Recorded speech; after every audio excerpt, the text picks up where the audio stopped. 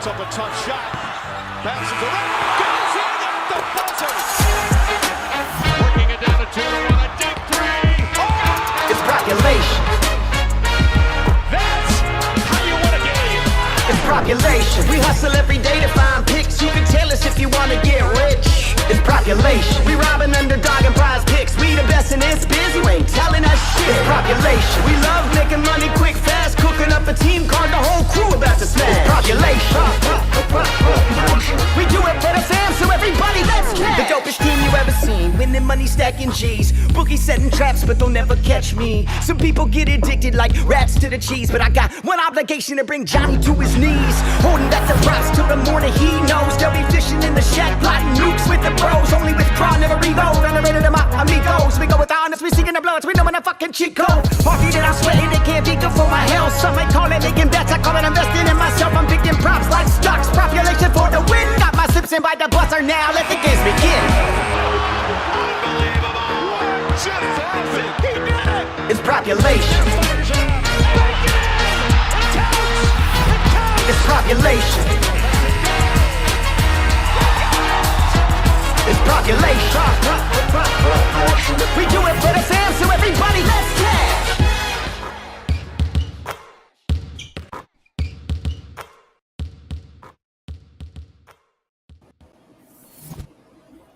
We are live, and the Stanford hat is intact. What's up, bro? How you doing? How's Wyndham feeling? Pretty good, man. Pretty good. Yesterday it went well, but it could have been even better if Ivy got his 3 more points for his all 14.5. I put it down to 11.5 after thinking about TSJ being back. And I was worried about TSJ and Malik playing together on the court, and they did. They took a lot of shots between the two. And Malik led the team in field goal attempts, took a crazy amount of threes. But he got that 11.5, finished with 12. A lot of the alts are on point. I know the payout's going to be lower, but in the long run, in the long NBA season, it could be good. Like Fox, we did his 34.5 PA. And he finished with 35, so that was on the dot. And then again Ivy, and then talked about Cat extensively. The blowout concern, that game blew out. He didn't touch the court in the fourth quarter, and that's why I said take the 19.5 point alt line, and he finished with 24. And I was also really big on his first half. He crushed all his first half lines. So yeah, you definitely got to take blowouts into consideration for sure, especially when teams are playing the Wizards. And speaking of that, we have a 6-game slate today, and a lot of them have pretty high spreads except one game. So these are all cup games, group play still. So we should expect a little bit heavier minutes if the games stay close, because these guys and teams, they seem to care about the cup. So let's just get into it, man. All these games, I think, start at different times again today, so that's nice. First game, normal start time, 7 p.m. Eastern. Should be a really good game to watch. Maybe a playoff preview here in the Eastern Conference. Cavs at Celtics. Cavs still undefeated. Is this where they take their first L? Vegas seems to think so. Celtics are 6.5 point favorites. A nice total at 234.5. This is the game, huh? This is like the first interesting battle of the season. Yeah, Cavs have had pretty easy matchups. I mean, they started the season with some tough matchups, but yeah, overall, this should be the tough battle. It's on TNT, first game on the slate, so yeah, it should be a battle here. Only major injury news is like Cavs have some bench guys that are questionable, and then they have a Coro that's questionable.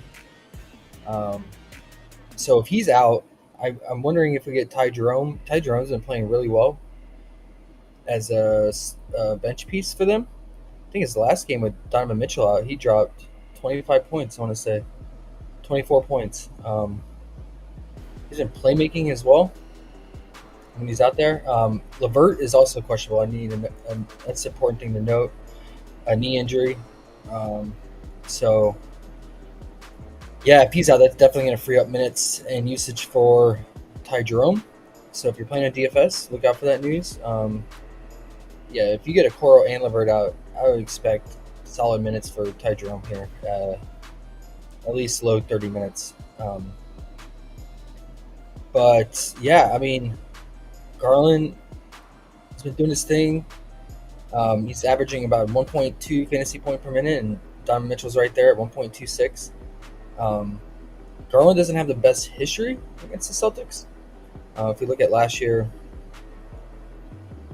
head-to-head, some average games, anywhere from 14 to 16 points. Even Donovan Mitchell was out one of these games against the Celtics, and Garland only put up 16 points. Now, I will say, if you like Garland's matchup and think he shows up, his first half is what's interesting to me. It's where he gets the most time on the court with Mitchell off the court. They've been staggering him mainly in the first half. So what happens is that Mitchell will check out halfway through the first quarter, and then Garland gets like these solid 4 minutes with Mitchell off the court, and this is where he really increases his usage and scoring and playmaking. So, and then there's also additional 3 to 4 minutes in the second quarter. Mitchell again checks out about halfway through the second quarter. Same pretty much rotation as the first quarter. Doesn't come back until about the 3-minute mark. So Garland gets again another 3 minutes with Mitchell off the court. So if you're interested in Garland, I would consider the first half. Tends to be the most productive there. His lines for the first half, 10 points. It's pretty much on the dot, man. I mean, if it was 9.5, I would really consider it. But if you look on the season here, he's been right around 10 points in the first half. 11, 18, 10, 11, 10, 11. His fantasy, it ranges anywhere from 15 to mid-20. His PRA, he's racking up the assists in the first half. I mean, he's getting anywhere from 4 to 6 assists. So I would say instead of the points, you'd want access to those assists. So either the PRA or the fantasy if you're interested in them. But if you want to go based on history, Donovan Mitchell has the best history against the Celtics head-to-head. Some of these games, Mobley or Jared Allen were out, so take that in consideration. But shouldn't affect his usage that much. Mainly Garland's been affecting him the most this season. But yeah, he's had at least 29 points or more against the Celtics. His PRA, yeah, at least 29 or 30 plus. Oh, sorry, PRA head-to-head, at least 38 or more. Definitely in the 40s here. Some of these are playoff games, though. So they're going to play big minutes, 40 minutes here. But we should expect, at least 36 minutes here in a close game from Mitchell as a floor. But his PRA is pretty high. It was 37.5 last night. Looks like it went back down. Yeah, the thing is just Garland, man. That's really affecting him. But he has been getting the PRA done lately, last 3, but he had favorable matchups against the Bulls twice and the Sixers. So a little tougher matchup here against the Celtics, who can lock down on defense when they want to, especially in a competitive game. And important to note, the Celtics already have a loss in the Cup, so they have to win this, because if they lose, the chances of them advancing are really low in group play. So this is a must-win in terms of the Cup tournament for the Celtics. And yeah, they're at home, so maybe the defense is going to ramp up. So when you get playoff-like games, what usually happens is if anything, the defense ramps up more so than the offense. So kind of lowers the output a little bit on the offensive side, both sides here. So yeah, I get it if you want Donovan Mitchell just based on history here, but he's going to have to hit his threes for sure. And his 3-point shooting in the stretch of games that he's going off, I mean, he's shooting, around 50% from three. So can he sustain that? I would say probably not against the Celtics, but the volume should be there. I mean, he's taking around 13 threes. If we look at, want to look at his 3-point attempt on PrizePicks, it's at 10.5. So again, Bulls running the fastest pace, so they're gonna create more possessions in this game environment. So a big reason why his 3-point volume went up, and also he was making his threes, so he was shooting more. The 10.5 is pretty steep. The Celtics are running bottom 5 in pace, so we're gonna have a little bit less possessions for him here. But the Cavs are running top 7 in pace. I'm probably gonna. I mean, Mobley and Allen. On paper, the Celtics this season, even without Porzingis, have been holding it down in the front court, but they can be exposed at times, especially when Al Horford's not on the court, by bigs. So I'm probably just going to continue to stay away from choosing between Mobley and Allen. They really are just have the same output, and then when one has a spike game, the other one definitely takes the wayside and is less productive. So I don't want to play the guessing game there. And again, you're also playing the guessing game between Garland and Mitchell in the backcourt as well. But yeah, if you want to stack this game, you're going to have to decide between those. I mean, I would say if you wanted, you would do Garland first half and Donovan Mitchell full game in separate slips, but I don't know. I might, I've been saying all season I want to stay away from Celtics games just due to the volatility of their 3-point shooting. Because if they're on fire, they're going to run teams off. They're just going to blow them out. But if they're breaking, they're going to play down the competition, which we've seen when they played teams that they were 15-point favorites against. So it's really a coin flip with them, man. But it's only a 6-game slate, and this should be the best game in terms of competition and competitiveness. So you probably want, if you want some access to it, you have to dig deep here. Yeah, so that's all I get for the Cavs. I mean, the Celtics, the Cavs have been just getting burned by scoring guards. They're not really giving up the fantasy, like all the peripheral stuff, but it's just the scoring that they're really just struggling against, especially the 3-ball. So let's look at the point guards. Cavs, yeah, see they're top 2, or actually they're number 1 right now. Most points allowed to point guards. They're allowing the second most threes to point guards. They're not allowing really steals or blocks. That's why the fantasy allowed is low. And yeah, their average on rebounds and assists allowed. So who does that benefit? It benefits Drew. Only thing with him is his usage is so low. But his lines are pretty low. I think last night he was at 11.5. Now he's gone up to 12.5. ESPN Bet still has him at 11.5, but yeah, he's gone up a little bit. I think the big thing here with him is Pritchard news, right? So if Pritchard is questionable, Pritchard is his direct subs in for him. And when Pritchard catches fire and is playing well on offense, Drew tends to lose out on some minutes. But in a competitive game, must-win game, I think they're going to lean on Drew more so anyway. But if Pritchard's out, that just really secures Drew's minutes. So look out for that news. Pritchard's out. It makes me like Drew's either points or fantasy here. But again, the Cavs aren't really giving up the fantasy points. But whenever I would play Drew's overs, it would always be his fantasy. I haven't projected for. He plays 34 minutes, which is on the high side for him. And that's assuming Pritchard's out. I projected for around 26 fantasy. His line's at 24.5. So you want to play his fantasy, you really need him to play his max minutes here at 34 to 35. But the points, I think about just alting to 9.5 or 7.5. I think it's pretty favorable here. Because, I mean, with him, a lot of his shot volume is going to come from the 3-ball. Yeah, spot up. 30% of his points are from spot up 3-point shooting. So I think that's probably where you want to go. And if we take him down to 9.5 on a season, puts him around a 60% hit rate. But then if we put him down 7.5, puts him at about 77% hit rate.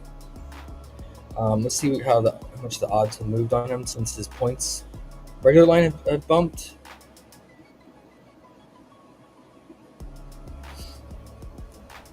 So 7.5, it did bump. It was at -400. Now it's at -500.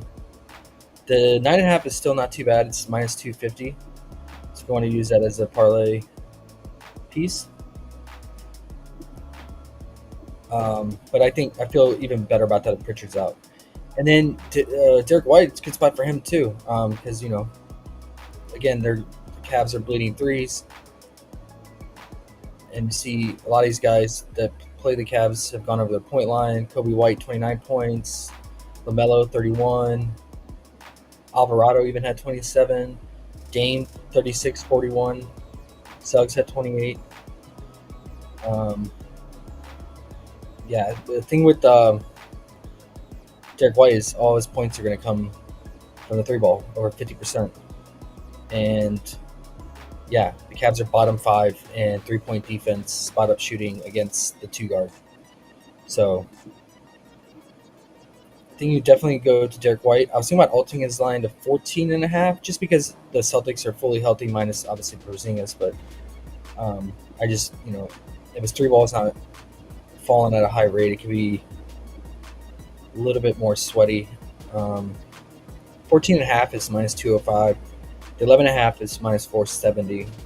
So that's not a terrible. If you look on the season, let's take him down to 14.5. That's about a 78% hit rate. And then you take him down to 11.5. That's a 92% hit rate. Only time he didn't get is against the Nets, and he struggled both times against them, which kind of makes sense because the Nets have been stingy on the perimeter. But the Cavs have not, right? We looked at that data. So only thing is history-wise, last year he did not play well against them. He had some up and down games. One game he played 35 minutes and only had 3 points. Another game, 30 minutes, 5 points. The games that he did well was when Porzingis was out. So, yeah. Definitely favors the backcourt, and then obviously, Tatum and Jalen are going to get there. As Jalen was at 24.5. Looks like FanDuel bumped him to 23.5. Pinnacle has him at 25.5. So the books are kind of all over the place on Jalen, ranging from 23.5 to 25.5. 23.5 is not bad value. It's on FanDuel and Sportsbet, 23.5. See what Flip has him at. 25.5. Flip has him at. So Flip is going on the high side. But if you have access to FanDuel, 23.5 is not bad value. It's only -132 as well. And then Tatum, I never take his over unless like Jaylen Brown and Derek White are out, and majority of the guys are out. It's just his lines are always so high, and yeah, I'm good, man. I mean, I expect him to play big minutes and go hard here, but we've seen time and time again where he just go ice cold. AOD's here. What up, AO? And that's it, man. I think the backcourts are the way to go in this game. I expect a lot of 3-point shooting. Whenever Celtics play teams try to match their 3-point shooting because Celtics take so many threes. But yeah, big thing. Look out for Pritchard news, and then you can make a decision between Drew and Derek White. I wouldn't play them in the same slip because there's just so much usage to go around. Next game, Hornets at Nets. This game's ugly, but it's a small spread. 3.5-point spread, 221.5 total. Starts 30 minutes after Celtics game at 7:30 or 10:30 Eastern. Or sorry, 7:30 Eastern. And only big news here. I mean, it's not really big news, but I mean, it's just Trey Mann is questionable. So, I mean, that's just a bench piece that could miss, but Miles Bridges has been back. Grant Williams has been starting at the 5, even against big traditional bigs. He started at the 5 against the Cavs, so they like how well he's been playing. He's been crashing the glass hard. And both teams are going to go small here, right? Because the Nets will start Ben Simmons at the 5 as well. But yeah, lately his rebounds have gone up since starting at the 5. 12 rebound chances, 7 and 9 rebounds. He's only at 4.5 rebounds here. Heavy juice on the over, though. Some books have him at 5.5. So just depending on what kind of line you can find.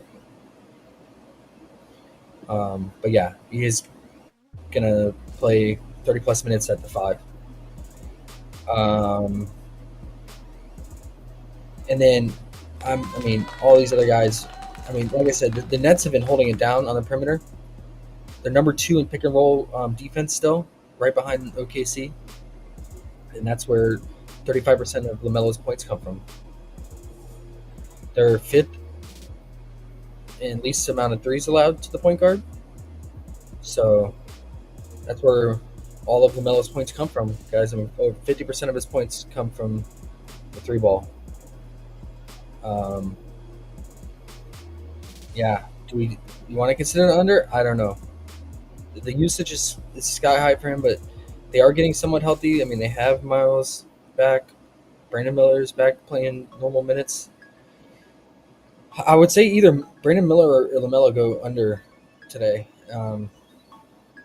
If we look at Brandon Miller's matchup here, he's off screen, catch and shoot threes. Nets are top 5 defense against that, and again, number 2 against pick and roll. Top 5 against 3-point shooting, which all of Brandon Miller's points come from, 64% of his points. And he's not shooting efficiently from 3. He's chucking. He's taking 10-plus threes a game, but he's shooting around 25% from 3, if not less. 1 of 11, 3 of 11, 3 of 12. Chucking. It's not good, and he's chucking, but this is a pace down spot. Nets are dead last in pace. So you got to consider less possessions, less shots going up. And the Hornets are bottom 9 pace, so this game's going to be slow. We're going to have less shots. So maybe he takes 9 threes today instead of 10 plus, 8 or 9. And that's going to make it even harder for him to get his points. I definitely think you can consider under on him. Only thing is, if he catches fire from 3, it's going to be a sweat. But I showed you the metrics. Derek White struggled both times in this matchup, and he's very similar to LaMelo, and Brandon Miller is just going to shoot threes. And, yeah. So Derek White had 14. Straight points? So. Points under is what you're saying? Yeah, I would say you gotta choose one, take a stand on it, and what you think. Obviously, LaMelo's going to have the higher usage here. He's taking crazy amount of threes. 18, 14. One game he took only 7. And then 15. I would say if you want to go with the lower volume guy, it would be Brandon Miller here. But, yeah. I would say one of them probably goes under. LaMelo could score in transition. The Nets are struggling in transition a little bit.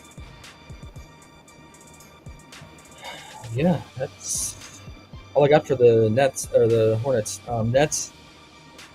I'm thinking about Cameron Johnson here. The only thing is, the Hornets have been actually pretty decent on 3-point shooting, but dropped 15 on against them. I was thinking about altering his line down to 9.5, and he has pretty much almost 100% hit rate on that this season. And he's taking in competitive games, he's going to play about 36 minutes.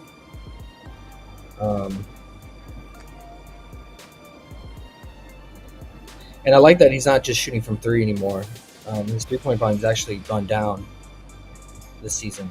He's taking about 5 to 7 threes. So he's scoring mid-range a lot as well. So don't mind the altered line for him. He's not really getting stocks. He's not really. He can't play make. I have him projected for 31 fantasy if he plays 36 minutes. They have him at 27. Hornets are giving up 10th most fantasy to his position. And then Finney's the other one that's in a good position here. Hornets giving up 6th most fantasy to the power forward. But I think his fantasy is pretty spot on. I'm at 22 fantasy. He plays his normal 28 minutes. And their line is at 20 and a half. But these guys, they're never fun picks, right? Cam Thomas has been dealing with an injury. His production's kind of gone down. You have a question about Ben Simmons' assists. What do you think about Ben Simmons' assists? You can stay out of foul trouble. I mean, 5.5 is pretty low, right? For a guy who has the upside to get 10 plus potentials, but you just got to stay on the court, man. You want him to play mid 20 minutes. When he gets in foul trouble, he plays like around 18 to 20 minutes. So, but yeah, he's usually capped around 20, 25 minutes.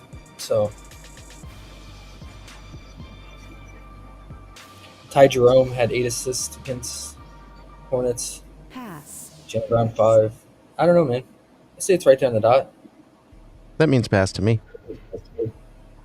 Pinnacle is the one with the most juice at minus 142 on that 5.5. Maybe if you alt it down to 4.5, feel a little bit better. I was thinking about Schroeder's assist here. See his juice on his 5.5. Yeah, Pinnacle minus 151. PrizePicks bumped into 6 as a result. I was thinking about playing his alt line at 4.5. His potentials are just way more consistent and higher than Ben. Even when Ben's playing, he's like 14, 17 potentials last 2 games. Yeah, he's hovering around like 12 to 14 potentials. But this game, it's going to be ugly. It's going to be slow. And the Hornets, with Brandon Miller out there, he's a great on-ball defender. And that's why they allow the second least fantasy points to the 2 guard. So Cam Thomas is going to have a hard time here unless Brandon Miller gets in foul trouble and plays less minutes. But yeah, Cam has been very inconsistent this season, more so than last season. Next he dropped 43, and then next game dropped 16, 17 in a couple games, 22. He is dealing with the injury, but he's going to play. Some books have him at 23.5, others at 24.5. But he has good history against the Hornets, last year at least. He dropped 33, 26, and 31 points. Cam Johnson was out for 2 of those games. So I'm kind of lukewarm on him. On his under. I don't know, because I mean he has the ceiling, he has the potential. It's just a matter if you trust Brandon Miller to hold it down. But yeah, that's about it. And then we'll look into secondary pieces as news comes in and lineups finalized. But I mean, Jalen Wilson, he's kind of like a dart throw. Picks up minutes when Ben Simmons, more minutes than even when Ben picks up and gets in foul trouble. So,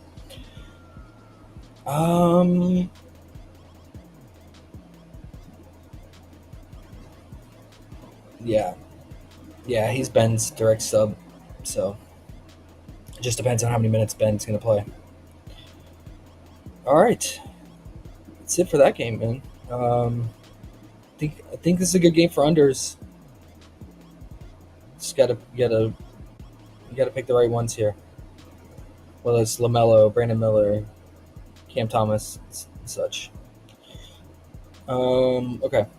Next game, Nuggets at the Grizzlies.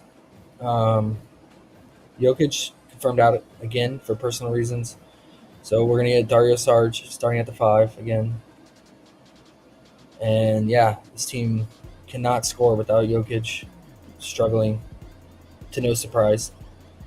We just saw this matchup, right? These teams play each other over the weekend. So we get a double header here. Yeah, they played 2 days ago. Nuggets put up a solid 90 points without Jokic. Jamal Murray, 13 points. That's crazy. I mean, he does have Scottie Pippen on him. He's a great defender. Michael Porter Jr. 0 of 4 from 3, which is also surprising because Memphis bleeds catch and shoot threes. Yeah, everyone just scoring around 10 to 13 points, man. It's just like spread out. But yeah, second time playing, who knows, change it up. Maybe MPJ starts hitting its threes in this matchup. But Vegas is on Grizzlies side again today, a 5.5 point spread in favor of Memphis, and an average 224 total. So I don't know. This is a hard game because not only did they just play, but you got a lot of secondary guys who could just pick up more minutes because they're playing well, and other ones don't play their usual minutes. And the Grizzlies, the only difference with them is Bunk ED is out, so that's going to solidify front court minutes for Brandon Clark, who should start, and then Jay Huff. But they will probably split the minutes pretty even, like 24-24 on the front court. Desmond Bane is still playing around 30 minutes since coming back. I don't know if there's any reports his minutes are going to ramp up or not, but let's see. His first game back, he played 27, then he played 29 minutes on Sunday. It was kind of a blowout, so might have lost out on potentially a couple more minutes here. Let's see. No, he closed. So they're just still keeping him around 28 to 30 minutes. The one thing I noticed in that game, though, is he racked up rebounds, man. Like, what? How does a dude with the shortest arms get this many rebounds? He had 13 rebound chances, 11 rebounds. I mean, the Nuggets were bricking. We looked at that, right? Like, all those guys, brick city, so there was a lot of rebounds to go around. That ball got to go right to him, huh? There's no way he's, fighting for a rebound. No. And then his assists, he had 7 assists in that game. So he had 18 RA. It's kind of weird because he's playing alongside Scottie. Another thing that's hurting Scottie's playmaking is Luke Kennard has been running point when he checks in.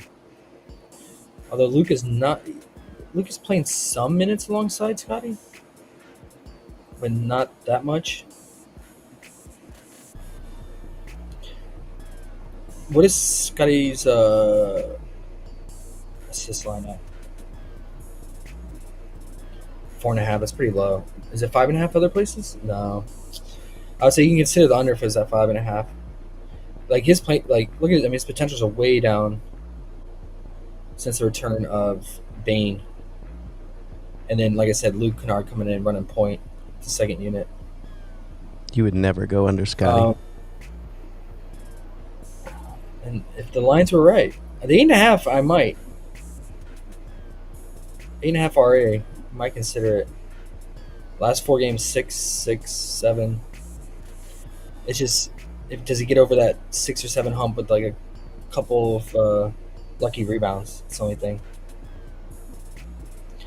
But yeah, I mean, Bane does a lot of ball handling when he's out on the court with him, and he's been capped around 25 minutes now, so he's gonna have to be super efficient to get that 8.5. Ooh, I'll write it down. They got I can go up to 9.5 on Hot Streak. Pretty good payout too. I might do that under. It's not bad. Okay, I like that. Because all these guys can rebound that are out there too. Except Jaren's not really a great rebounder, but Find something to go with that under 9.5 RA Pippen, maybe. Put it in the Discord for some hot streakers. Okay. Yep. Jamal's points still really high, but you got to imagine bounces back and somewhat with Jokic out. Just had an off shooting day. Yeah, that's all I got, man, for this skeleton Nuggets crew. Christian Braun He's been probably the most consistent thing on the Nuggets with Jokic out. So, Less is more these days, man. Less is more. yep. And Westbrook's still playing off the bench. He's really not getting as much RA as I thought he would with Jokic out. So, yeah. He did against the Pelicans. Memphis, he only had 3 assists and 3 rebounds. He's still capped around 22 to 24 minutes. So, and his RA is 8.5. I can't do that. It's just like Scotty, man. I mean, Scotty's playing 26 ever since Bane came back. Yeah, against Warriors, he only played 22 minutes, and they only lost by 5.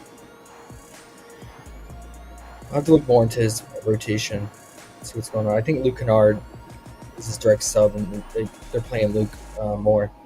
All right. I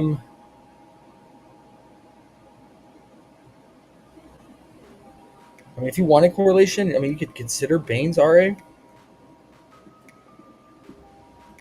If you want to do over Bane's RA and under Scotty's RA, but 10.5. And I thought it was going to be 9.5. It's too high. It's way too high.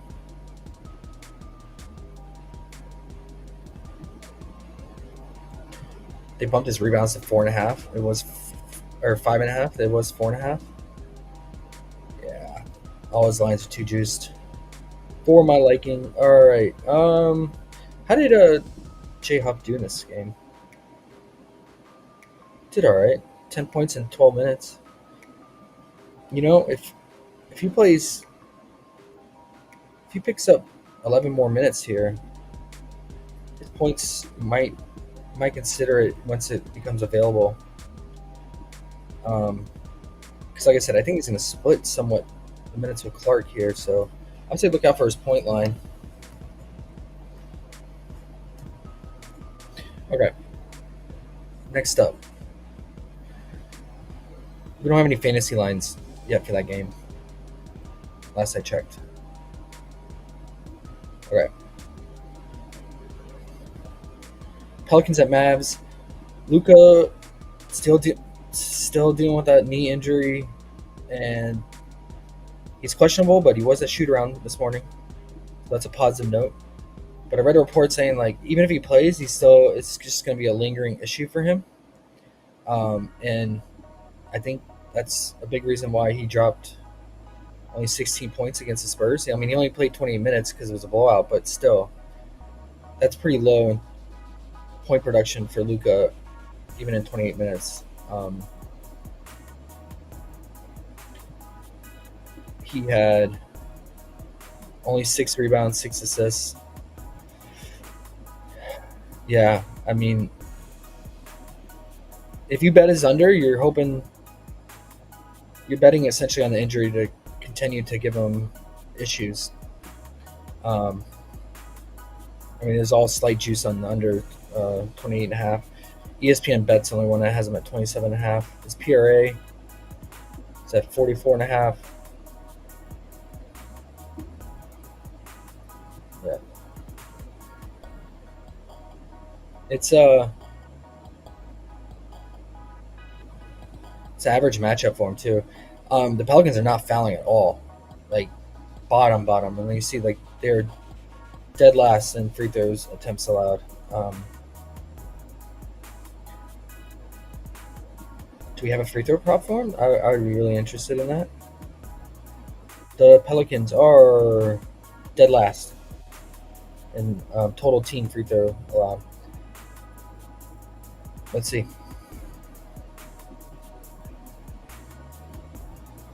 We do. It's 5. Might consider that. Just don't foul him from the 3 on a 3-pointer. That would hurt.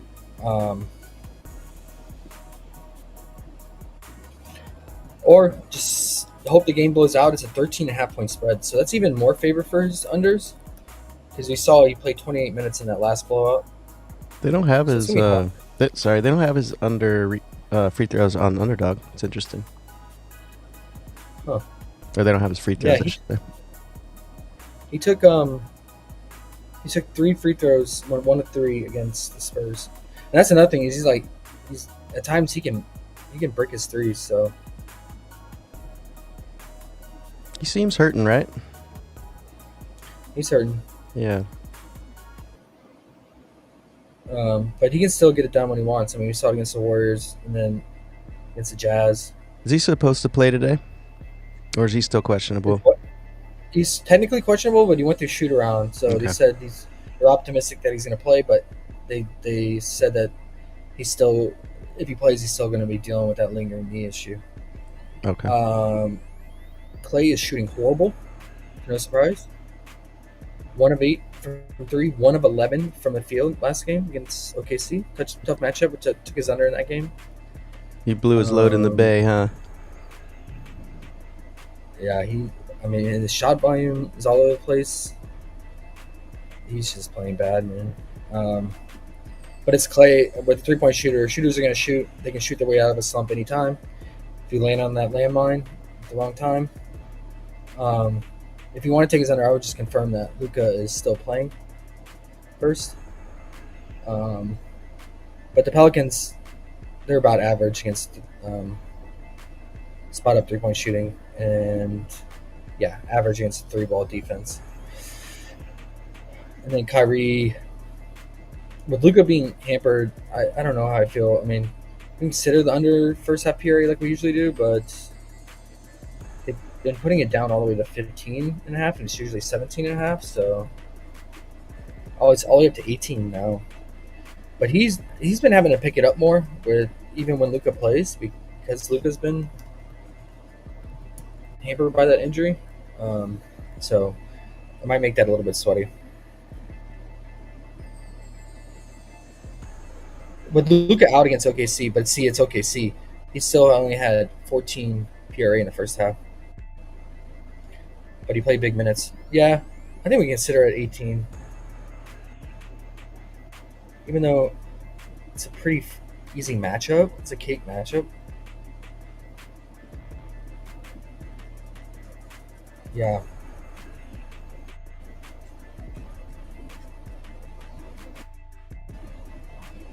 Okay. Let me close out. StatMuse is not liking this right now.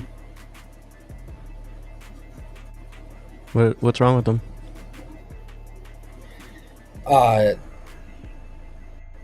They're just the StatMuse is lagging their server. So I just need to close out of it. Okay. Yeah, if you want to take that first half PRA, that's usually when I go to first half underline. I would confirm that Luka's playing first. Although, if we do get confirmation that Luka's playing, maybe they bumped that down to 17. So, I don't know. The report said they were optimistic that he would play, especially since he went through shoot around. But you never know. Because they don't really, it's a cup match, but they don't really need him in this matchup. It's the Pelicans. But the spread kind of suggests that he's going to play too at 13.5-point spread. Lively and Gafford definitely have a good matchup here against the front court and the rookie Yves. But yeah, Lively and Gafford are still splitting minutes. So you kind of have to take a stand and choose one here.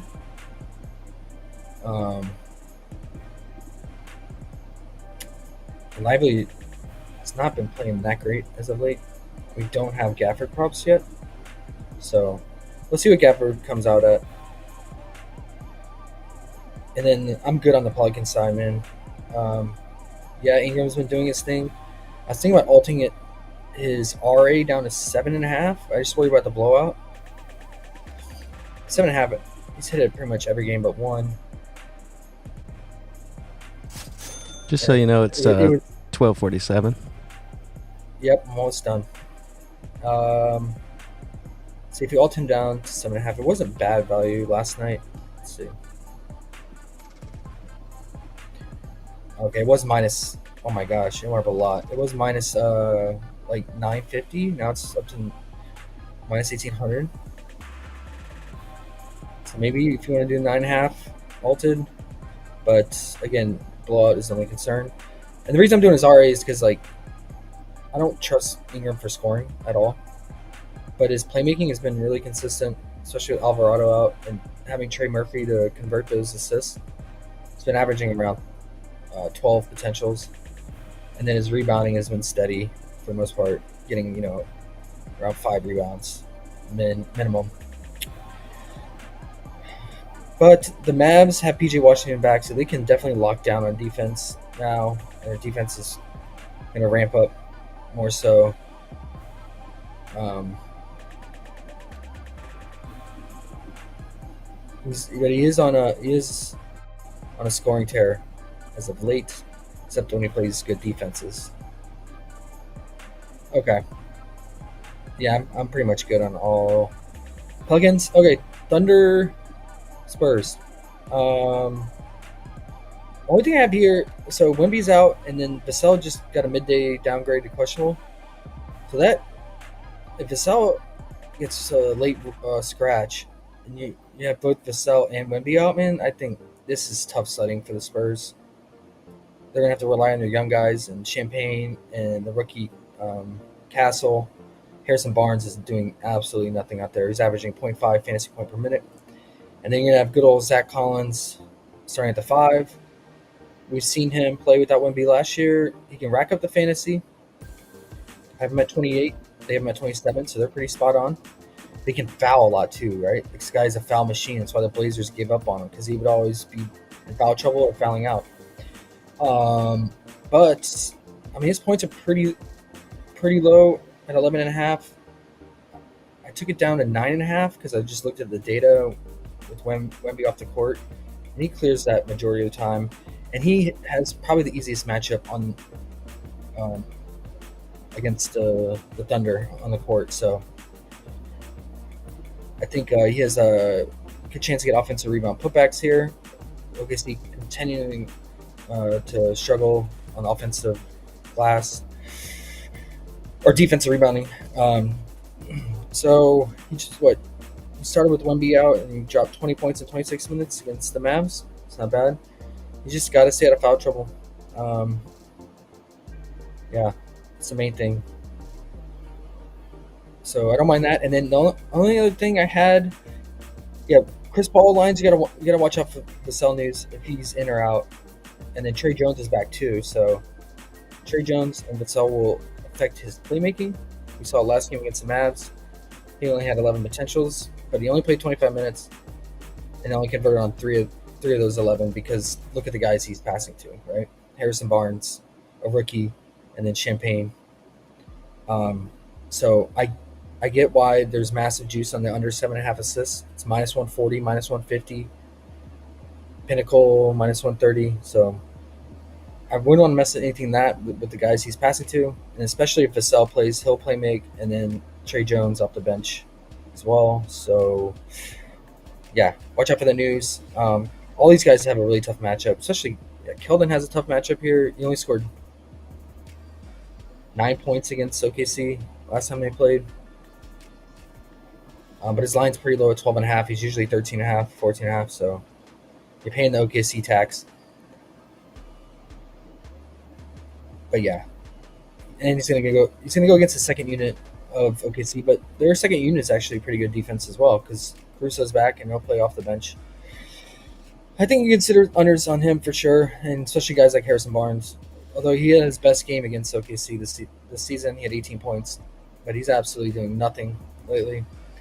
OKC side, I wanted access to Jalen Williams fantasy here because Zach Collins is not a good defender. He gets cooked. And Jalen's going to be playing the 5, attacking the basket, but his lines are pretty high, man. His fantasy is 43. I have him projected for 41, and I put him on the low side of 31 minutes in case of a blowout. So it's right there. I'm probably just going to pass, man. I'm just worried about the blowout. I mean, it's a great spot for Jalen and SGA. Now, SGA, I want to point this out before we head out. His free throws at 6.5. We just looked at this data. Spurs are bottom 4 in free throw attempts allowed. And when SGA plays teams that don't really foul, like he played the Pelicans dead last, he had 3 free throws, 2 of 3. Suns don't foul. We just took Franz under 5.5 free throws. He stayed under. He went 4-4, and then he went 9 of 11 against the Mavs. And Mavs are top 5. So 6.5. It's gonna be a scary click because he can't get to the free throw line. We just need him not to get near Zach Collins, and he should be okay. And you have potential blowout risk too, right? So less minutes, and it's a pace down spot against the Spurs, who are bottom 10 in pace. All those factors working in our favor. Also, I looked at the refs, and John Goebel and Ray Acosta are going to be the main officials here. They are bottom 10 in fouls called per game, so let's look at Acosta. I like when you look at the refs.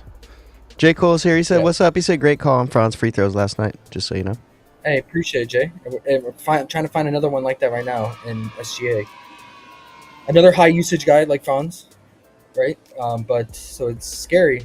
But if the data matches, so yeah, Ray Acosta's bottom 10. He's going to be the main official here, and then the crew chief is going to be John Goebel, and he's average on fouls called per game. So that's our favor. I put all this data in the sheet too. I put the top 30 refs that call the most fouls called per game, and that's going to be David Guthrie at 54 fouls per game. But our guy today, Acosta, calls 35 per game. Huge discrepancy there.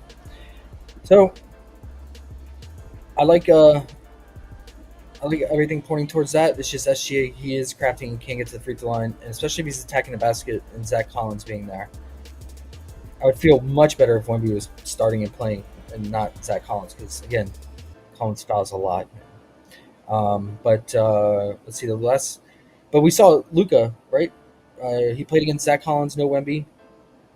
Played 28 minutes, and he only had 3 free throws attempts. So if SGA plays around 28 to 31 minutes of blowout, should expect the same, around 3 to 4 attempts.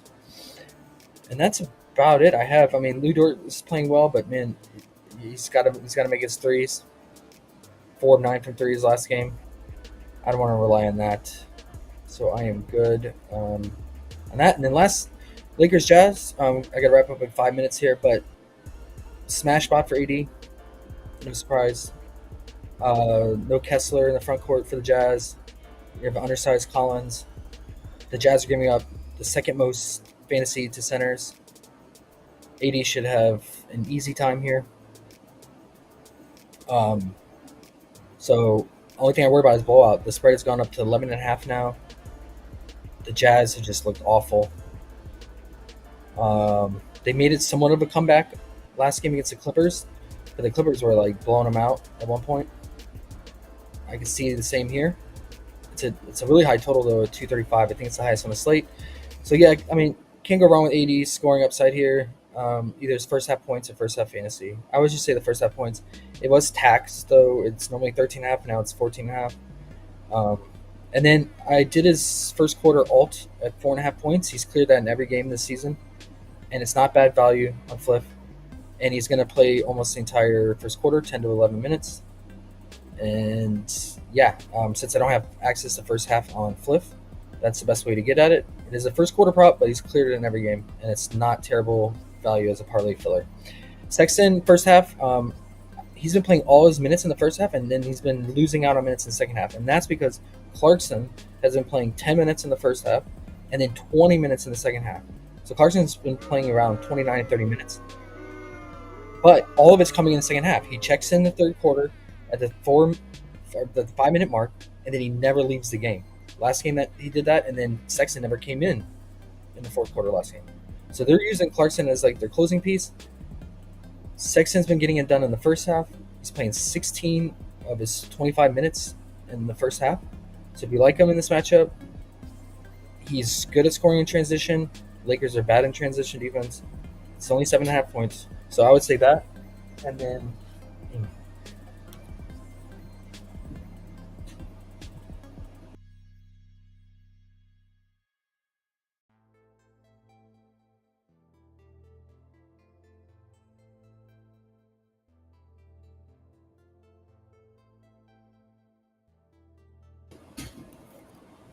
Sorry about that. Yeah, and then Collins has been getting it done in the first half as well for his 8.5 points. But it's a tough matchup against AD, but he'll shoot from the outside as well, and score in transition. And then along those same lines, you could consider Clarkson's under first half because they basically just cut his lines in half. But like I said, he's only playing 10 minutes in the first half. But he is chucking when he comes in that first half stint. He's taking about 10, or he's taking about 4 to 5 3-point attempts from what I saw. So if he's making his 30, that's the only thing. Last game, he checks in here, took 1 3 in that 5-minute stint, and then he played another 5 minutes, and he took 4 more threes and missed them all. So went 0 5 from 3. So the bookies aren't compensating here for these time things going on first half, second half? They aren't up to it yet? Or up on it yet? I mean, PrizePicks is in. I mean, they're just literally cutting his lines in half. If Okay. anything, it's juiced too, right? His Right. first half is 12.5 PRA, Okay. but his line is 23.5 full game. We're gonna have to look at that in the Discord later for sure.